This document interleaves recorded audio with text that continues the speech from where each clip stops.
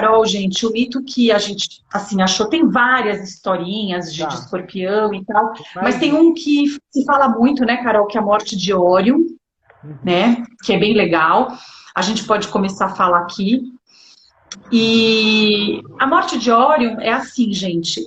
O Órion, ele era um gigante, diz que um exímio caçador, Tá. cheio de habilidades, e um cara másculo, parece que belíssimo. Uhum.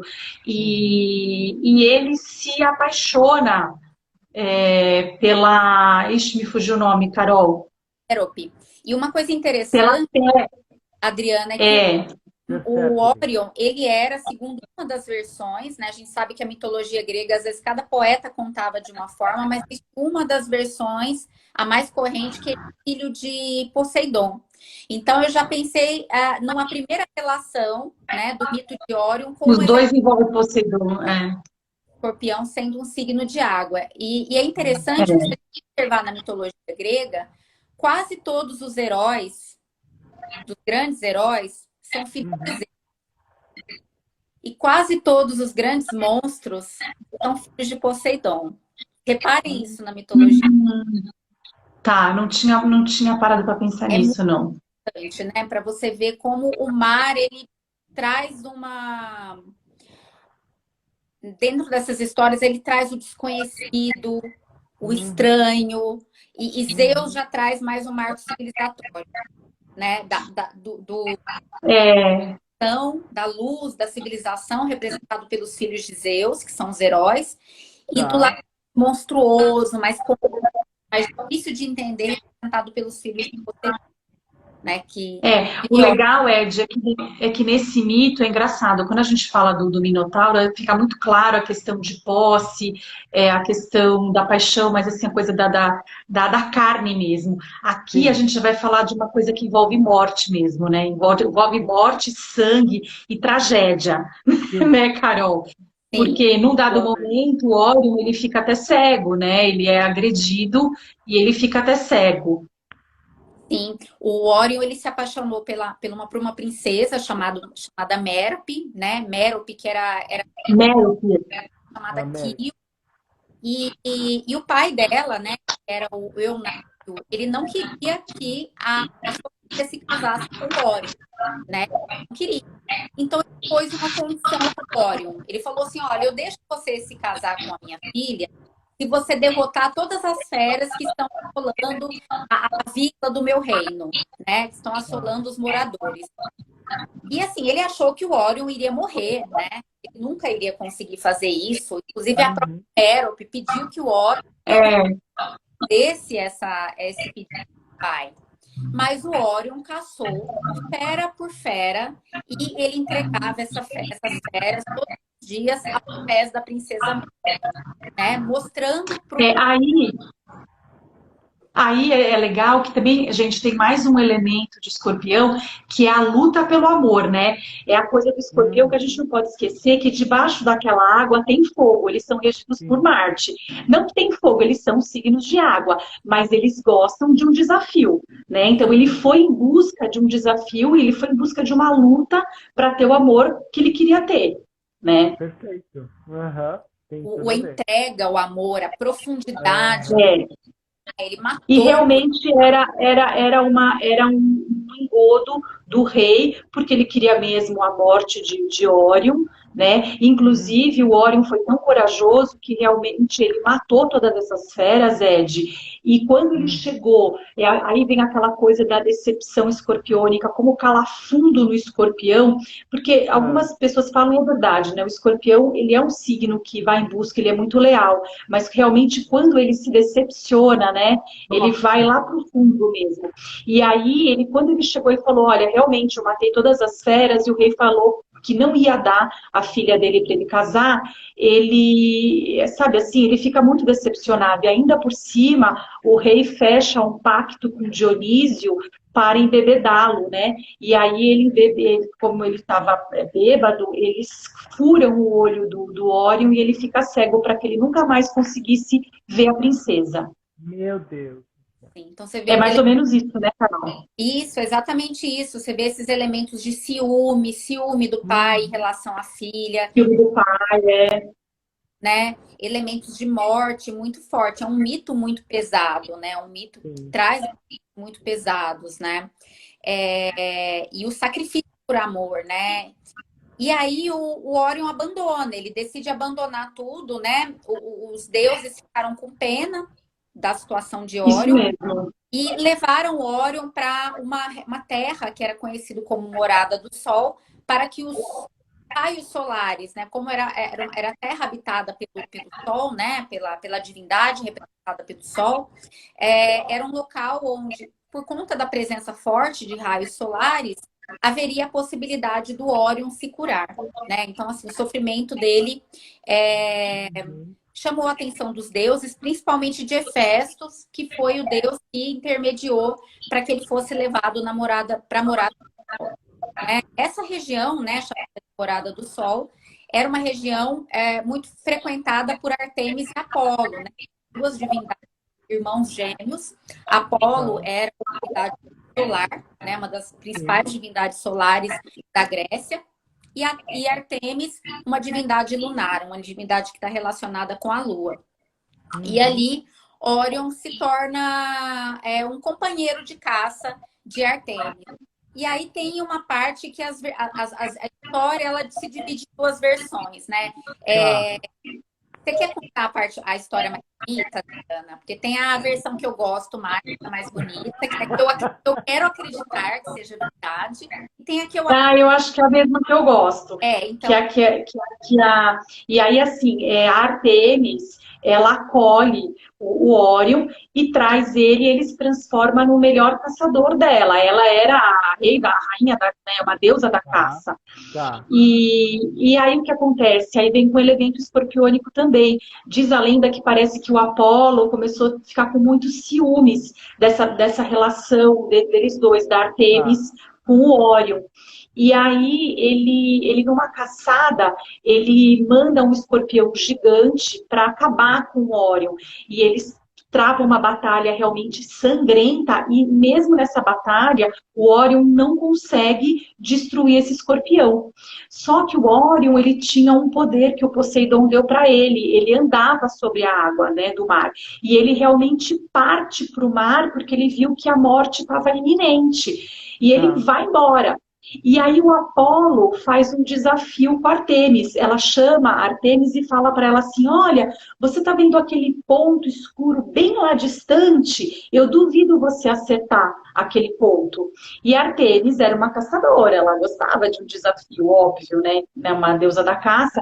E aí ela acerta o Órion e ela mata o Órion. Mas aí, assim, para ela só percebe isso porque depois o mar traz de volta esse corpo e ela abraça ele, e ali ela vê que ela gostava, ela amava mesmo ele, né? Deus. Então você vê que é uma história também de amor, é uma história Trágica. de muita amor e Amor tragédia, né? trágico. Porque ele É. acabou morto.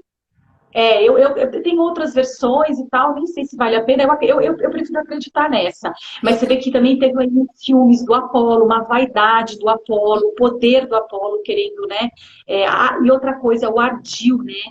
É uma coisa também escorpiônica, né? É o Uhum. ardil. Então, o que ele faz? Ele arma para cima dele, joga ele lá longe, né? E aí depois chama a Artemis para matar ele. Então, dizem que quando a Artemis viu Órion morto, ela percebeu que ela era apaixonada por ele, né? E ela pediu que Zeus o transformasse numa constelação, que é a constelação de São Órion, de né? Órion. A constelação de Órion, o centro dela são as Três Marias, né? As As Três Marias. estrelas centrais. E a estrela mais brilhante da constelação de Órion, que é Sirius, que é uma estrela, inclusive, importante astronomicamente Sim. falando e astrologicamente falando também, Sim. seria quando o Órion formado na constelação, ele tinha um cão de caça que sempre o acompanhava. E ele amava muito esse cão, né? E Sirius seria esse cão, né? A estrela mais Sim. brilhante da constelação de Órion seria o cão que acompanhava Órion, que era uma grande paixão do caçador.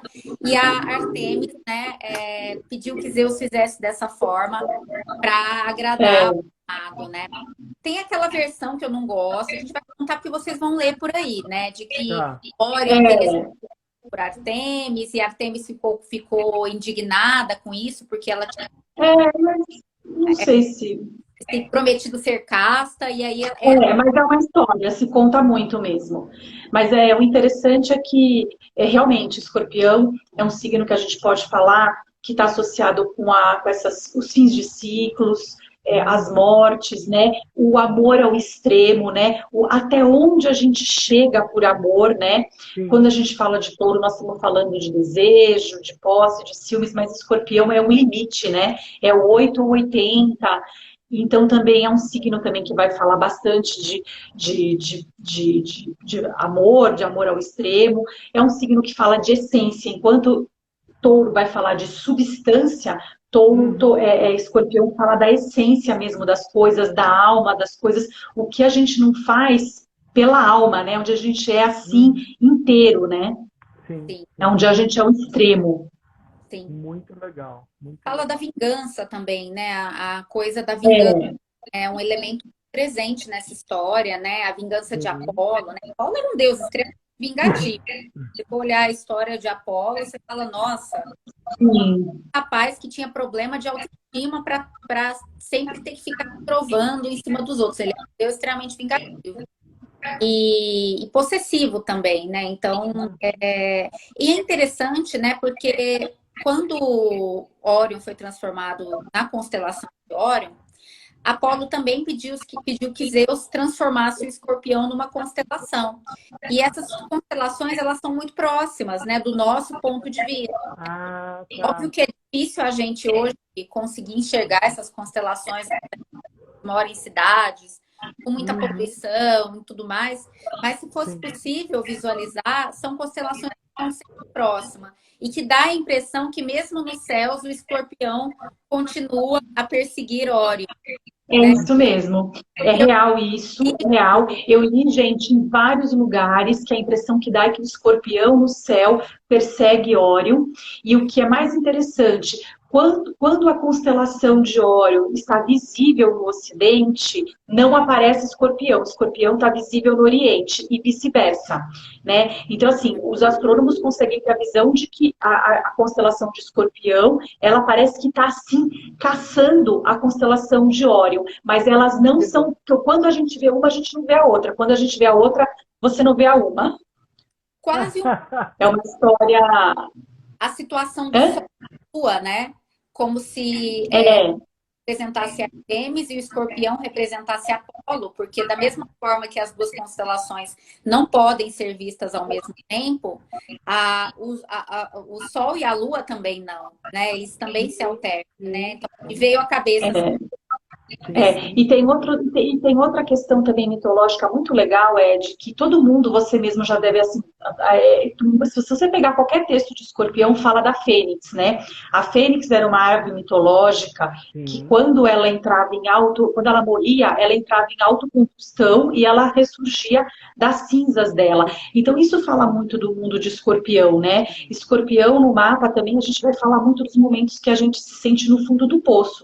Só que a gente não pode esquecer que o fundo do poço é o melhor lugar para se repensar a vida, né? Você pega impulso para subir para a superfície. Então, assim, o escorpião, ele traz muito isso, a morte e o renascimento, a transformação. Outra ideia que faz muita analogia com o escorpião é a lagarta e a borboleta. A lagarta é um inseto rastejante, feio, e depois que ela entra no casulo dela, ela sai de lá um ser humano, um ser humano, tô falando assim, porque eu tô fazendo analogia com o ser humano, né, gente? Você sai de lá ressurgido, né? Um outro ser, que sai, inclusive, voando e polinizando outras flores por aí, né?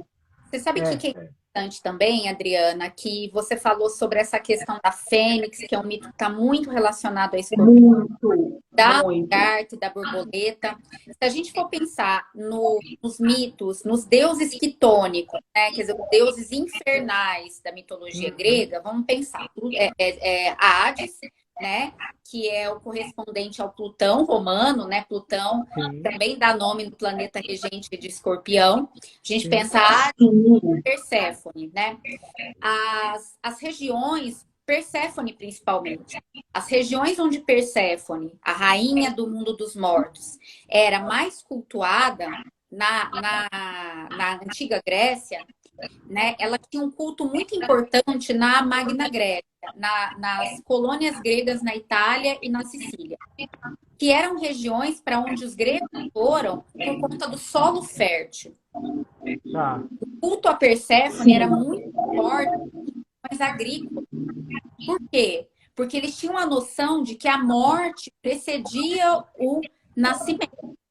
Por que cultuar divindades quitônicas, né, divindades, né, do mundo dos mortos em regiões agrícolas? Porque eles sabiam que a semente vinha ali. Então, eles tinham Olha que legal. a idade da morte, o plantio da semente. A semente entrava para depois ela ressurgir como uma planta e fornecer o alimento. Que é o que gente, todas essas coisas, quando a gente começa a ler sobre o escorpião rege o intestino, rege as fezes, né? Se você pegar nos antigos, as nossas avós, o que elas falavam? A gente pega a resto de resíduo de vaca, de boi, para fecundar a terra. Quer dizer, é aquilo que já não existe mais, mas que ao mesmo tempo gera vida, né? Sim. É muito legal essas analogias de escorpião. É muito legal. Né? E o mundo... Fala, Ed. Não, pode falar, pode terminar. E Hades, isso que a Carol falou, né? Ele era o rei do sul, ele era o deus do submundo, né? Então, assim, também escorpião é onde a gente entra em contato com os nossos fantasmas emocionais, com as nossas crises, com o nosso lado negro, que todos nós temos, né? Com as nossas sombras, elas estão muito associadas à casa 8, escorpião, né? Que são os nossos resíduos, né? Todos temos. Mas na questão desse nosso lado mais sombrio, é que a gente vai encontrar a maior riqueza, né? A riqueza, ela vem, né? O crescimento, o renascimento, ele vem principalmente do contato e da compreensão de nós com o nosso lado sombrio. É aí que a gente cresce. E aceitar, né? E aceitar esse lado sombrio que também faz parte da gente. Entender, né? E renascer. Porque sem esse processo de morte, não tem renascimento. Exatamente.